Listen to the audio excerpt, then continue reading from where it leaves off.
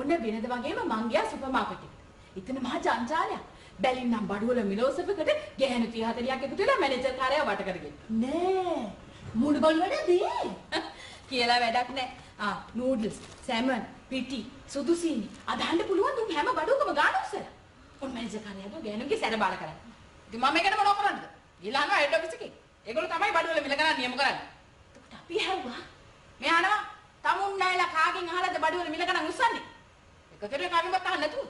ඒක තමයි නීතිය. මේක නිදාස් වෙන දාම, නිදාස් වෙන ආර්ථිකයක්, නිදාස් වෙන පොල් තරගයක්.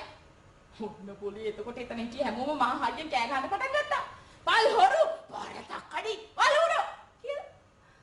මාත් පුළුවන් තරම් හයියෙන් කෑ ගහලා එමීට සෙනග ගොඩේ හැංගුණා. ඊයම වැඩේ. ඉතින් ඔන්න එතකොට මේක ගෑණිත් මහා හයියෙන් බෙරිහන් දීලා කිව්වා, "දැන් ඉතින් අපිට යටි. මෙදා පාර අපි බඩවිල නිම කරන්නේ." ඊට පස්සේ අපි ගෙවන්නේ අවුරුදු පුරා අපිට ගෙවලා තියෙන හැටි.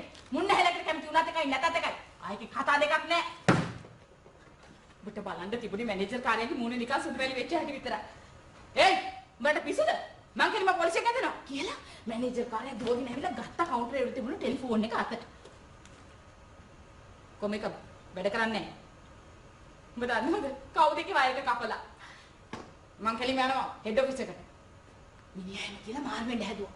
ගෑනු ටික මිනිහට එතනින් ඒ කාඩියක් හෙලෙන්න වගේ වට කරගත්තා.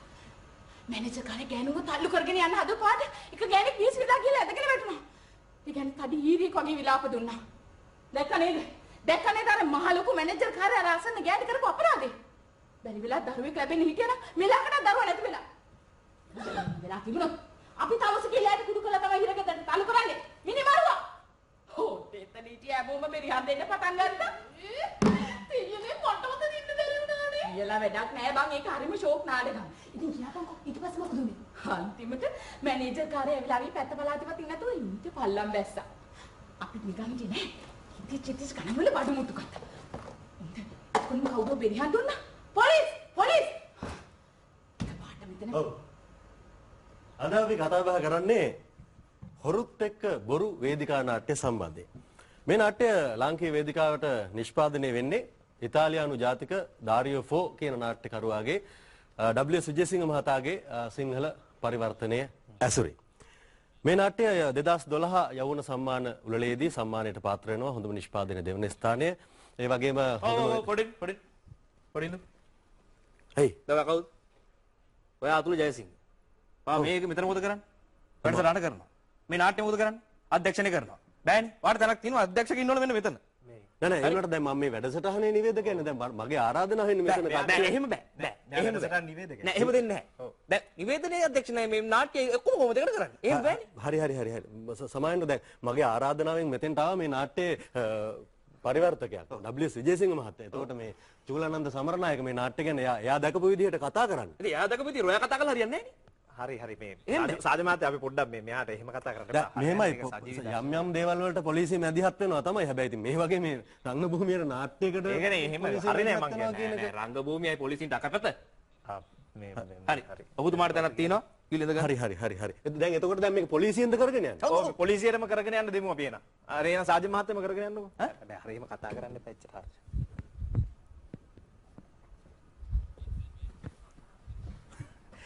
හරි.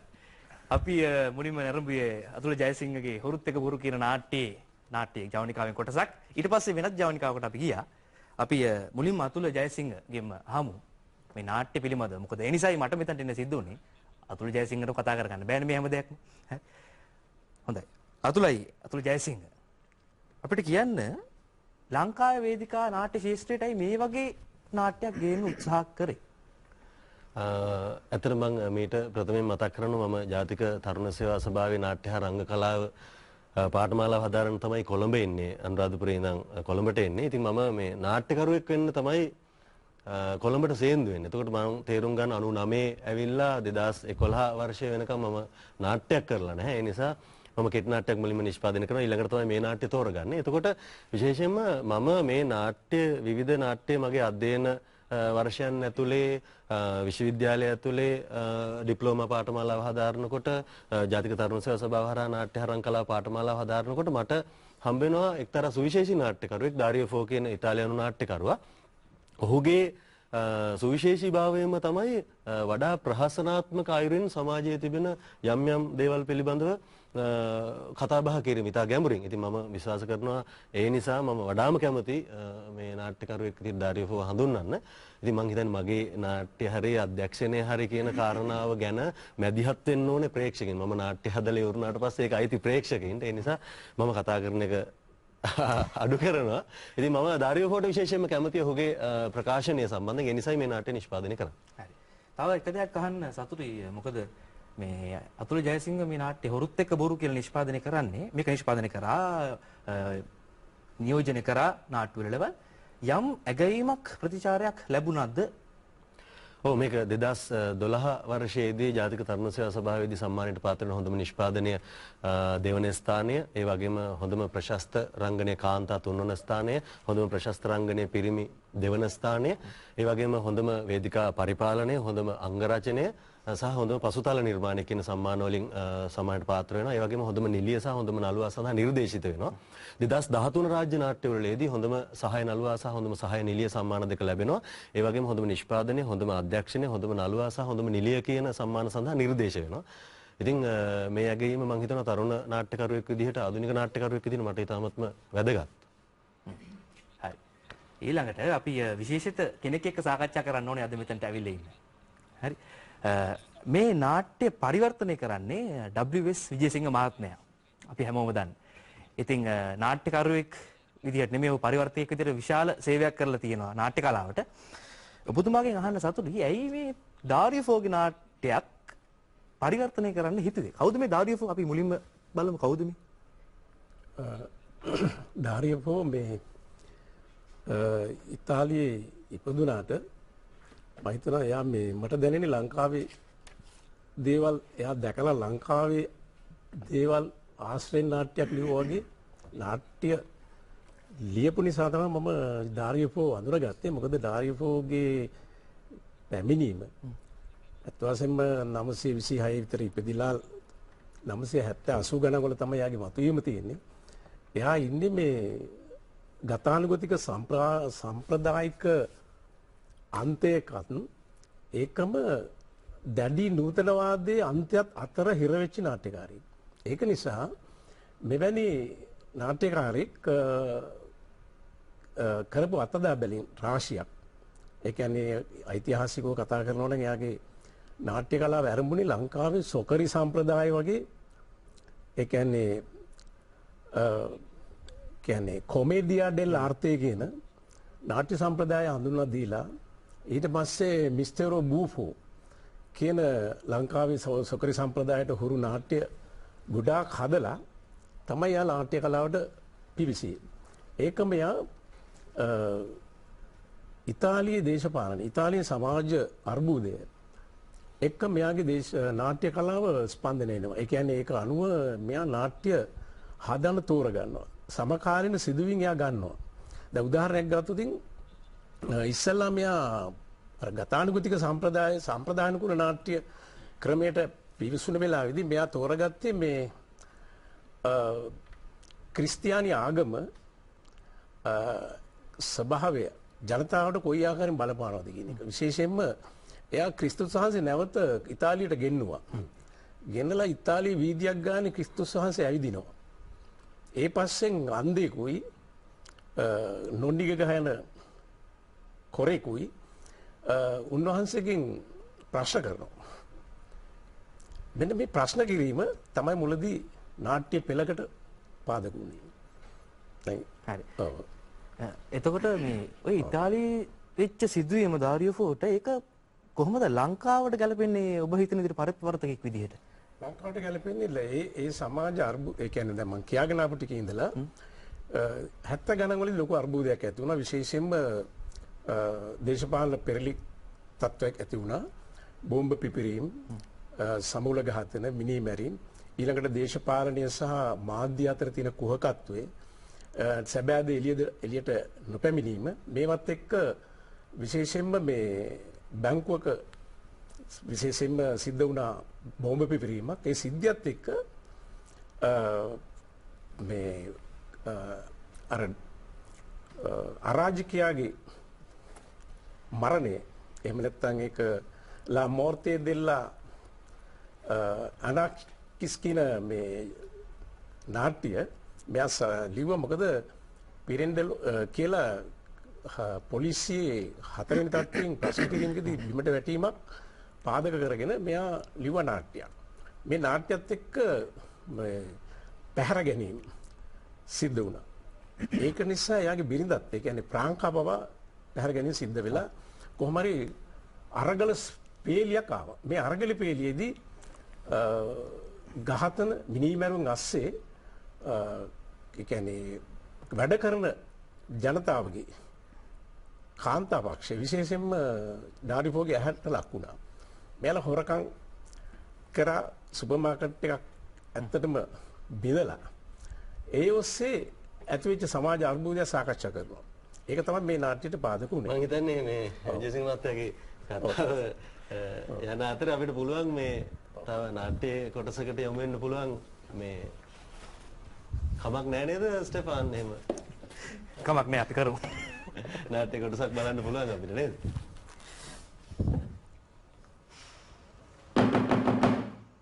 කවුද? අරාදොර. කවුද? අරාදොර අපි පොලිසිය. පොලිසිය?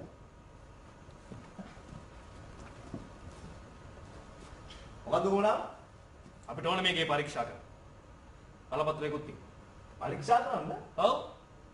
ලක්ෂ 30 40ක බඩු අදූතේ සුපර් මාකට් එකෙන් කොල්ලකම්. මේක හැම එකේම ගෙවලා තියෙන්නේ මිලෙන් භාගය. සමහරු ගෙවලම නැහැ. ඒක බලන්න. අපි හොයන්නේ හොර බඩු.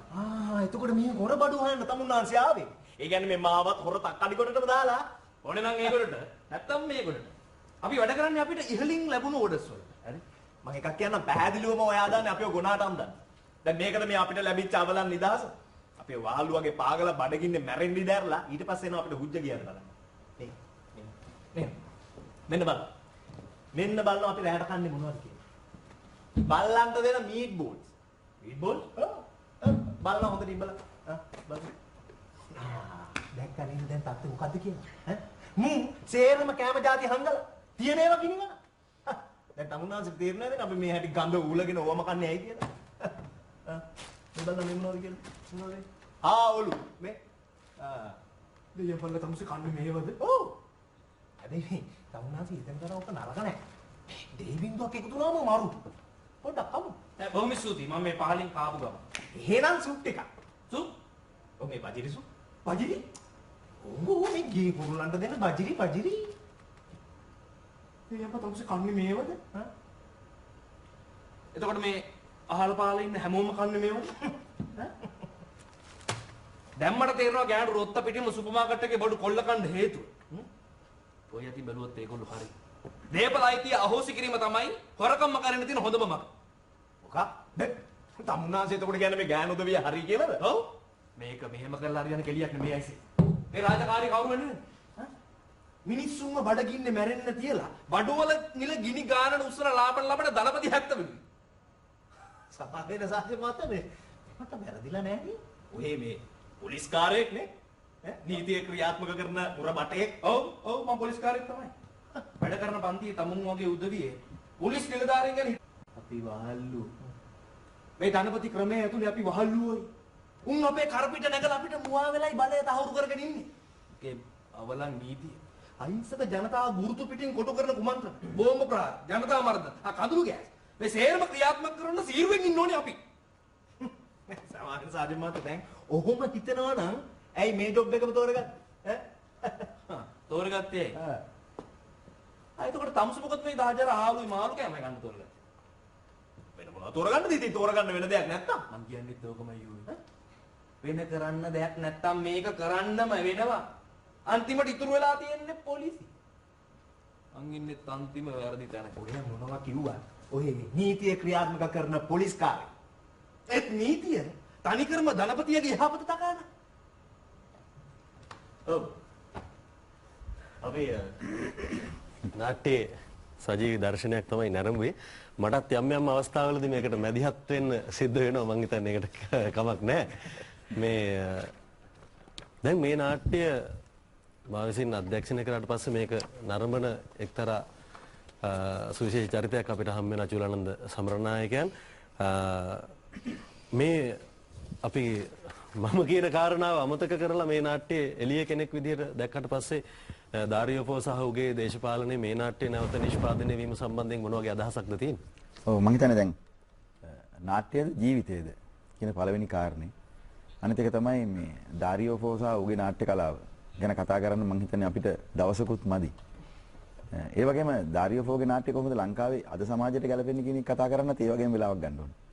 මම හිතන්නේ බොහොම කෙටියෙන් කිව්ව දැන් අද නාට්‍ය දිහා බැලුවාම දැන් අපි දකින්න බොහොම නාට්‍ය නිෂ්පාදනය වෙමින් නාට්‍ය යම් ප්‍රබෝධයක් තියෙනවා කියලා. හැබැයි ඒ අතර මම දකින්න එක දෙයක් තියෙනවා.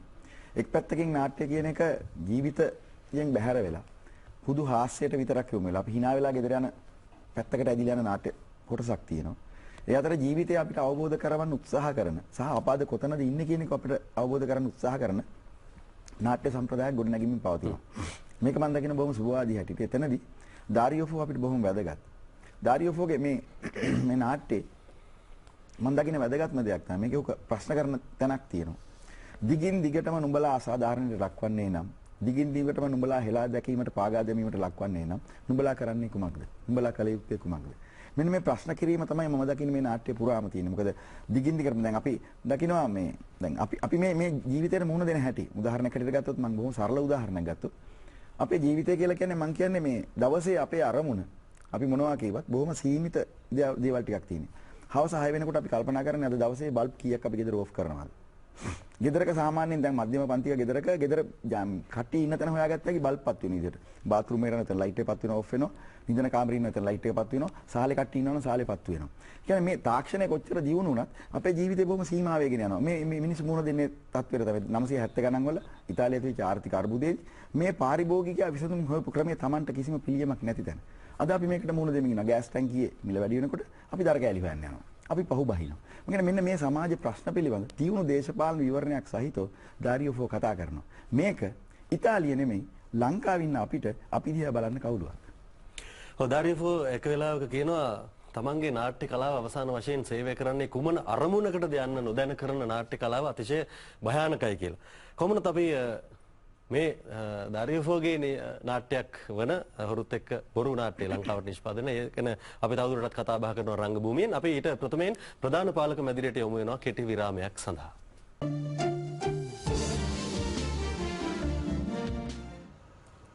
මොකද මේ ආයමත්? මොකද මේ ආයෙමත් කියන්නේ? අනේ මට සමාවෙන් මං හිතාර කලින් ආපු කෙනාමයි කියලා. මං මගේ කෙනෙක්. ඔබ මේ පොලිස් ආජන් කෙනෙක්? වෙන්න පුළුවන් මං ඉන්ස්පෙක්ටර්. හා ඒක තමයි මට හිතන උඩු රැවුලෙන්න. මොකක්ද දැන් මගෙන් වෙන්න ඕනේ?